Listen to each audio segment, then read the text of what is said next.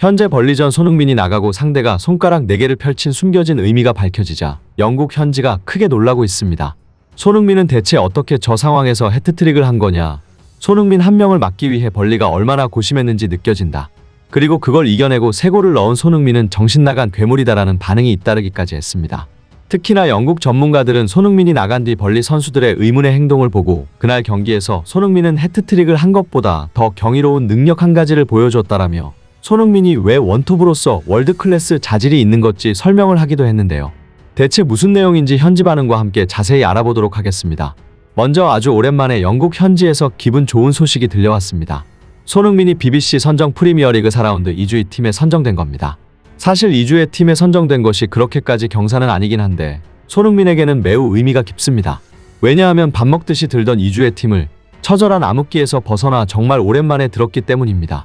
지난 시즌 콘테가 감독이었을 때 손흥민은 골을 못 넣는 것뿐만이 아니라 제대로 된 경기력조차 발휘할 수 없었습니다.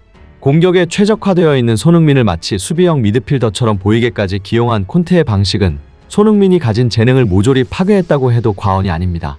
게다가 탈장을 겪으며 몸까지 안 좋았으니 여러모로 손흥민에게는 최악의 해였을 겁니다. 하지만 이번 시즌 그 모든 어려움을 이겨내고 획기적으로 좋은 출발을 하고 있고 영국 현지의 극찬을 받고 있는 상황에서 객관적인 성과인 2주의 팀에 선정되었다는 건 큰 의미가 있습니다. 현재 손흥민이 보여주고 있는 활약 덕분에 토트넘은 마침내 해리 케인의 대체자를 찾았다며 기뻐하고 있는데요. 이는 정말 상상 이상으로 기적과도 같은 일입니다. 지난 10년간 토트넘의 최전방을 책임졌던 케인이 바이에른 뮌헨으로 떠났을 때 많은 사람들이 토트넘의 몰락을 전망했습니다. 케인은 골을 많이 넣는 것뿐만이 아니라 파트너 손흥민에게 많은 어시스트를 하고 팀의 빌드업 자체를 책임지는 선수였기에 그런 케인이 팀에서 나간다는 것은 어떤 의미인지 모두가 알습니다.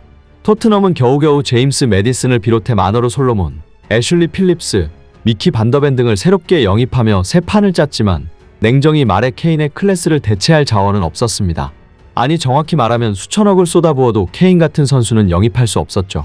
이적 시장에 그 같은 스트라이커도 없을 뿐더러 있다고 하더라도 토트넘은 그만큼 투자할 수도 없었으니 말입니다. 결국 이런 결론이 나왔습니다. 케인을 대체할 선수는 내부에서 찾아야 한다. 포스테코글루 감독의 첫 번째 선택은 히샬리송이었습니다. 히샬리송은 지난 시즌 토트넘이 큰 기대를 걸고 900억을 주고 영입한 공격수였습니다. 브라질 국가대표 주전 스트라이커를 영입했다는 사실에 토트넘 팬들은 열광했고 케인의 파트너 혹은 대체자로 맹활약할 것으로 기대를 모았습니다. 하지만 기대에 미치지 못하는 것을 넘어 최악의 영입 수준이었습니다.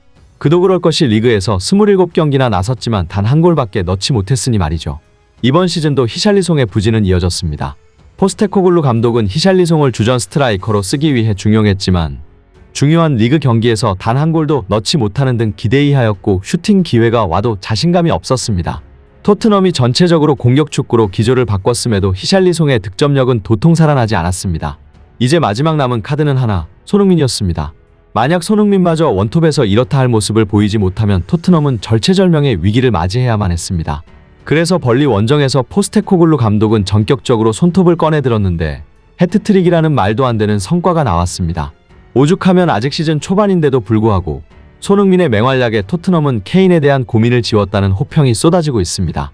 영국의 BBC도 케인을 완벽히 대체한 손흥민을 플레이어 오브 더 매치로 선정했습니다. BBC는 손흥민이 해트트릭을 달성하자 이것이 엔젤볼이다.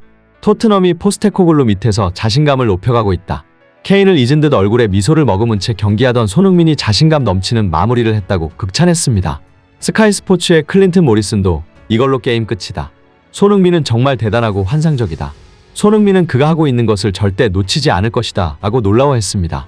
손흥민은 벌리전에 케인의 대체자는 자신이었다는 사자후를 세간에 외친 겁니다.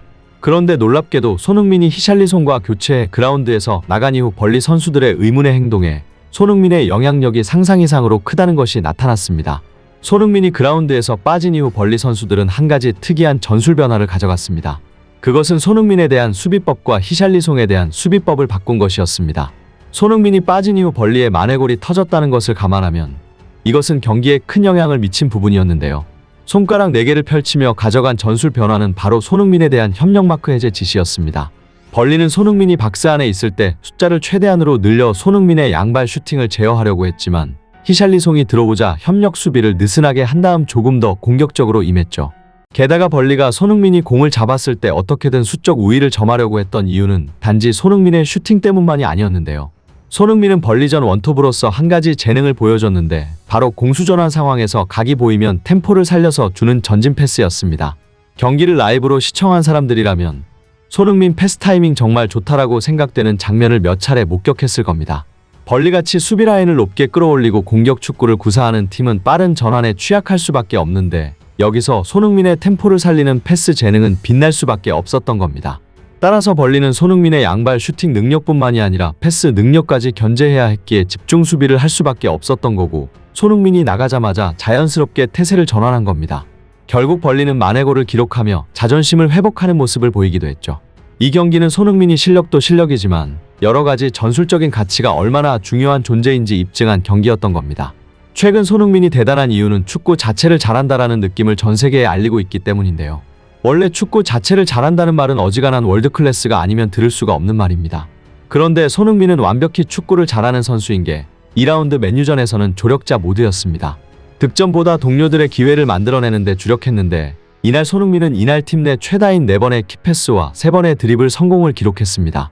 비록 슈팅은 하나밖에 하지 못했지만 완벽한 팀플레이로 팀 승리를 이끌어냈다는 극찬을 받았습니다. 본머스와의 3라운드에서도 마찬가지입니다.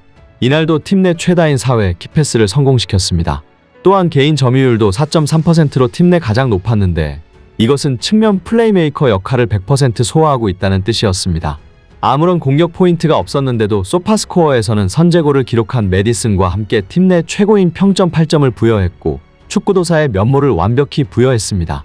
심지어 손흥민이 축구 자체를 잘한다는 더 엽기적인 이유는 손흥민은 이미 어린 시절부터 원톱으로서의 재능을 보였다는 건데요. 손흥민이 레버쿠젠 시절부터 주로 측면 공격수로 뛰어서 그렇지 그는 원래 9번 유형이었습니다. 함부르크에서도 스트라이커로 데뷔했고 그때 스트라이커의 교과서라고 평가받은 루드 반 니스텔로이가 자신의 후계자로 손흥민을 점찍었을 정도입니다. 그는 기본적으로 스트라이커가 어떻게 움직이고 어떻게 플레이해야 하는지 알고 있고 토트넘에서 케인 부젯이 원톱 혹은 투톱을 성공적으로 수행했던 이유도 여기에 있습니다. 물론 포스트 플레이나 제공권에서 약점을 갖고 있지만 벌리전에 증명했듯 손흥민은 다른 스타일로 박스 안에서도 영향력을 행사할 수 있는 공격수입니다.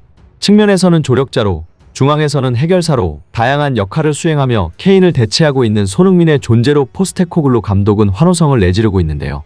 보다 다양한 전술 운용이 가능해졌고 어떻게 보면 케인이 있을 때보다 더 다양하게 상대 전술에 대응할 수 있습니다.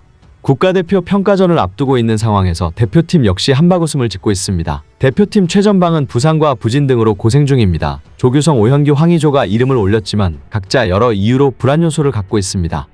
하지만 이제 프리미어리그에서 통하는 손톱이라는 카드가 가능해졌고 손흥민이 어떤 모습을 보여줄지 정말 기대됩니다. 끝까지 시청해주셔서 감사합니다. 바쁘시더라도 구독과 좋아요 한 번씩 눌러주시면 영상 제작에 큰 힘이 됩니다.